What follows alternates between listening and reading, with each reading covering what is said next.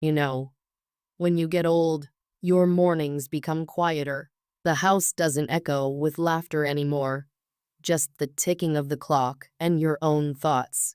My name is Mary, and if you're listening to this, maybe you've loved someone so much that you forgot how to love yourself, because that's what I did. I gave everything I had to one person, my son, Daniel. I lost my husband when Daniel was only 6. We didn't have much, just a tiny house and an even tinier savings account. But somehow, that little boy's laughter filled every empty space. I worked 2 jobs, a bakery in the morning, a diner at night. I'd come home so tired I could barely keep my eyes open. But when I saw him asleep on the couch, hugging that worn-out teddy bear his father gave him, I'd whisper to myself, "You're worth it, my love. Every bit of it." Daniel grew up fast. Too fast, maybe. He was smart, kind, and he had his father's smile, the kind of smile that made people feel safe. When he got into college, I sold my wedding ring to pay his tuition. He didn't know.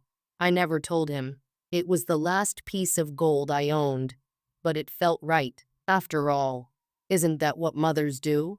We trade our dreams to build theirs. Then one day, he brought home a girl. Her name was Claire, beautiful, confident, the kind of woman who looks like she's always known exactly what she wants. And at first, I was happy. I thought, finally my boy has someone who loves him. But love can be strange. Sometimes it builds bridges, and sometimes it builds walls. Little by little, I started feeling like a guest in my own home.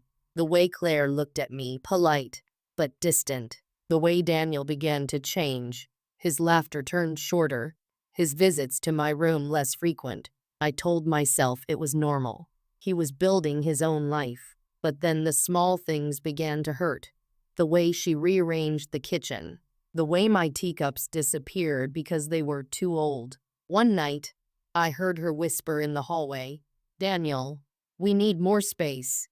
She's always around, and Daniel didn't say anything. That silence, it said everything. After that, I began to keep to myself. I cooked for them, cleaned the house, stayed out of their way. But somehow, even silence wasn't enough. One morning, Claire came into the kitchen and said, "Mary, I think it's time you took a break. Maybe stay with a friend for a while?" Her voice was soft, but her eyes were cold. And when I looked at Daniel, he didn't look back. I laughed a little, pretending not to understand. "A break? Oh, I'm fine here, dear." But that's when Daniel said it. Words I'll never forget. "Mom, Claire's right. You should go stay somewhere else for a bit." I felt the room spinning. It wasn't just what he said. It was how he said it. Calm. Final. Like a door quietly closing behind you. I packed my bag that night. Only the essentials. A few clothes, my late husband's photo, and the letter he'd written before he died. I didn't cry. Not then. Because mothers don't cry when they're being pushed away. We cry later, when no one's watching. As I stepped outside, I looked back at the house I had built brick by brick, the garden I planted with my own hands, and the boy I raised with every heartbeat. He didn't come to the door to say goodbye.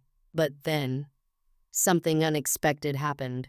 A car pulled up in front of the house, and when I saw who stepped out, my heart nearly stopped. It was Richard, the man my husband once called his best friend, and the one person I never thought I'd see again. He looked at me with those kind eyes that hadn't changed in decades and said, "Mary, you shouldn't be alone." And right then, for the first time in years, I felt safe. I didn't know what would happen next. All I knew was that my son had turned his back on me, and fate had sent someone from the past to catch me before I fell. I didn't say a word when I got into Richard's car.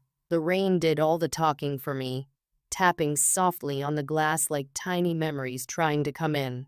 He didn't ask questions. He just looked ahead, hands steady on the steering wheel.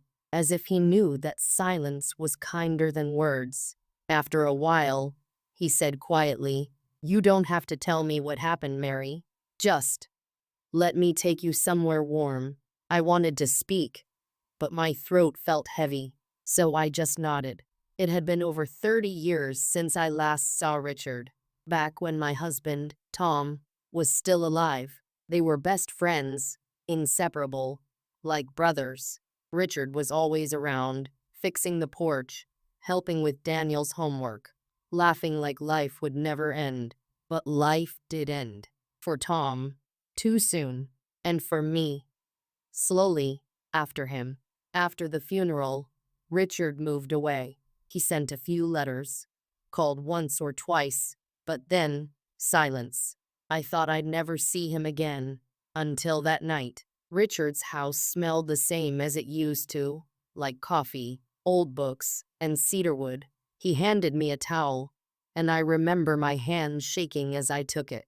"Richard, you can stay here as long as you need. Mary, I don't want to be a burden." "Richard, Mary, you were never a burden." He smiled, that same quiet, patient smile, and something in my chest broke a little. That night, I couldn't sleep. I sat by the fire and watched the logs turn into glowing embers. Every flicker reminded me of the home I'd just lost, the laughter, the warmth, the boy I raised who couldn't stand to look at me anymore. It's funny, isn't it? We spend years teaching our children how to walk, and one day, they walk away from us. In the morning, Richard made breakfast. Just toast and eggs. Simple. But it felt like the kindest meal I'd ever had. We talked about small things, the weather, the town, the bakery where I used to work. Then, out of nowhere, he said, "Mary, I saw Daniel last year." My heart stopped. "You saw him?" "Yes. He came to the hardware store where I work." He didn't recognize me. He was in a hurry. But when I told him my name, he froze for a second. I tried to hide the tears, but they came anyway, because I realized, even when we think our children have forgotten us, some part of them never really does. Days turned into weeks, and for the first time in years, I felt peaceful. I'd help Richard in his garden, make tea, tell him old stories about Tom and Daniel. Sometimes he'd listen quietly.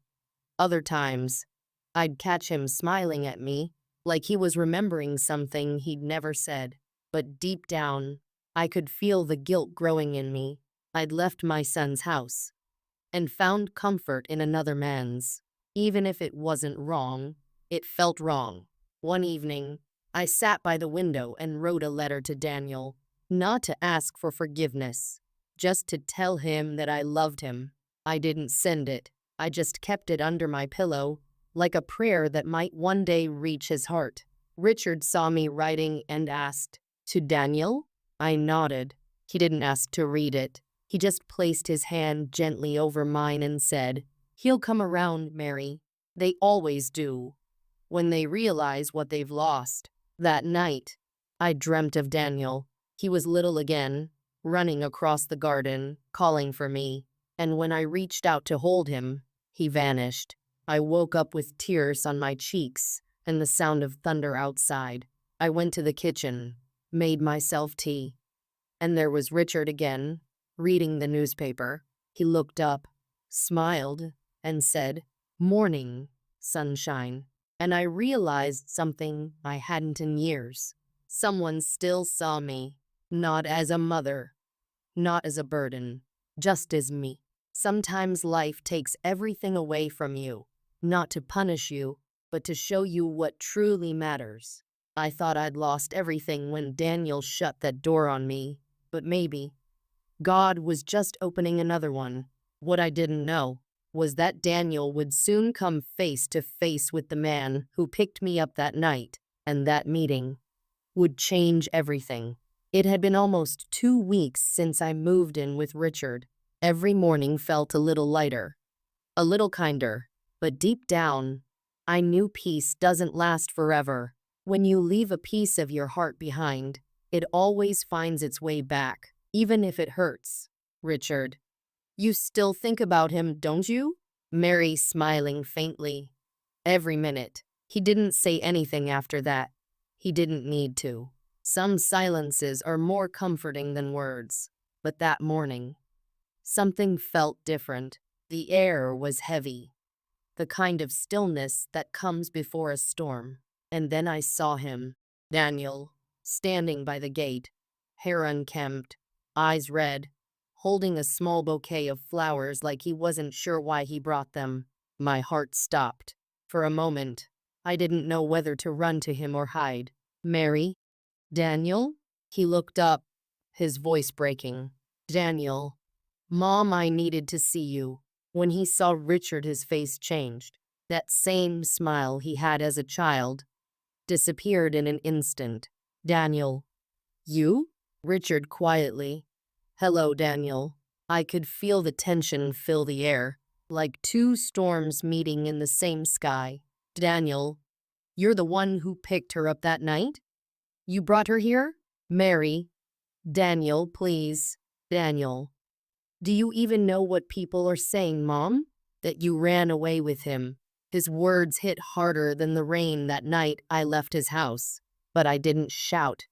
I didn't cry. I just looked at him, my son, my own flesh and blood, and saw the boy I once rocked to sleep now lost inside a man's anger.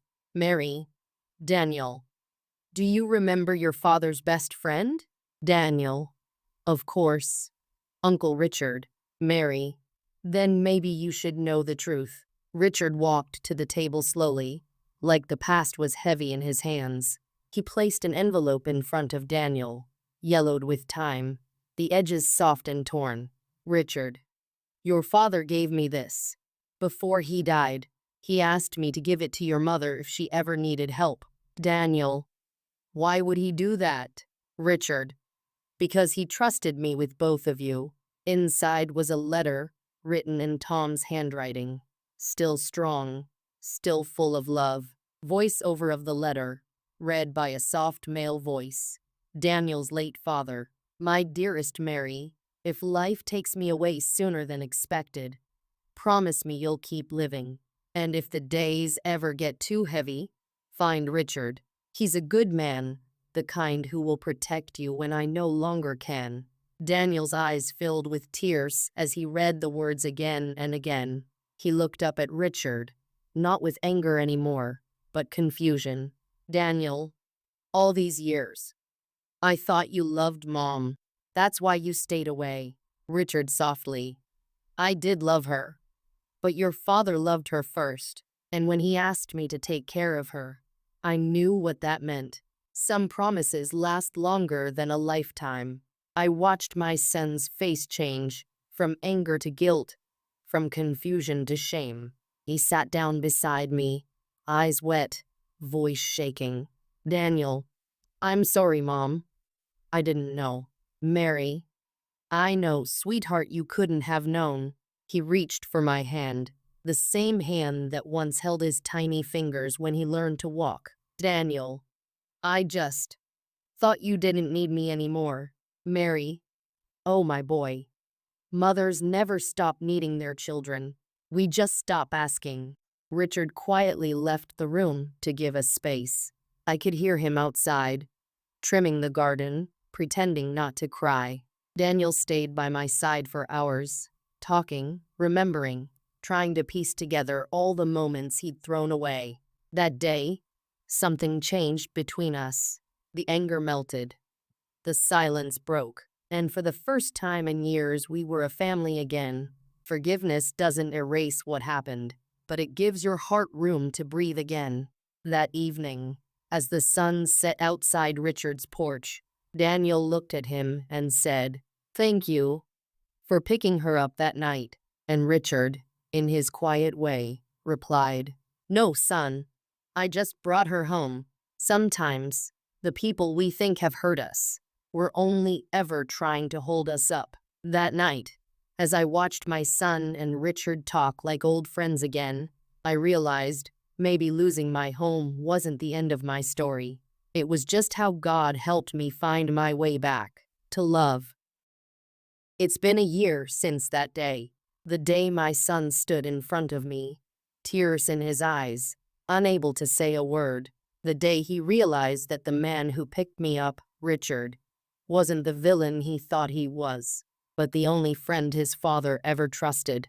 After that moment outside my house, Jacob didn't call for weeks. Maybe he didn't know what to say. Maybe shame kept his words locked inside. But Richard, he stayed. He opened his home to me, gave me a small room filled with sunlight and peace, the kind of peace I hadn't felt in years. One evening, I was sitting by the porch, knitting quietly, when I saw a familiar figure walking down the road. It was Jacob. He looked thinner, older somehow, like regret had been living inside him. He stopped a few steps away and whispered, "Mom, I'm sorry." And just like that, the walls I had built around my heart came crumbling down. I didn't say anything at first. I just stood up, walked to him, and wrapped my arms around him, the same way I used to when he was a little boy afraid of thunder. He started crying. Big, heavy sobs, the kind that come from a heart that's finally breaking open. He said, "I thought I was protecting my marriage, but I lost the one person who loved me no matter what." I stroked his hair and whispered, "We all lose ourselves sometimes, Jacob. What matters is that we find our way back." Weeks turned into months. Jacob and Lily began visiting every Sunday. Lily apologized too, and though her words were shy and hesitant, I could feel they were real. Sometimes, we'd all sit together for dinner, and I'd see flashes of the family I once dreamed of. It wasn't perfect, but it was healing. Richard, bless his heart, became part of that family too. He and Jacob grew close, working together, laughing, rebuilding what was once broken. And I finally found peace. Not the kind that comes from silence, but the kind that comes from forgiveness. Now, when I sit on my porch and watch the sunset, I think of all the years I spent loving, losing, and learning. Life has a strange way of teaching us lessons, sometimes through love, sometimes through pain. If you're listening to this, maybe you've been hurt too. Maybe someone you love has forgotten your worth. But please remember this: your kindness, your love, your patience, they're never wasted. Because one day, the people who took you for granted will look back and realize you were the only one who ever truly cared.